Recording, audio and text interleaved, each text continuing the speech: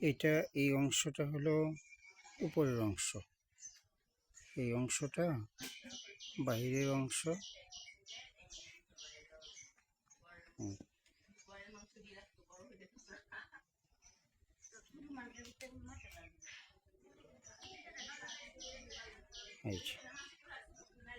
এই অংশটার মাঝে ইশাকা থাকতেন।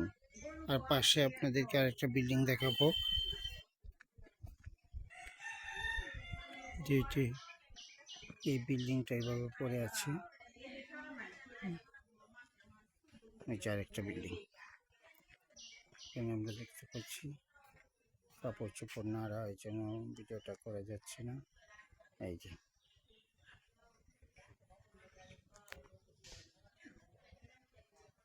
হ্যাঁ, এই যে অংশ।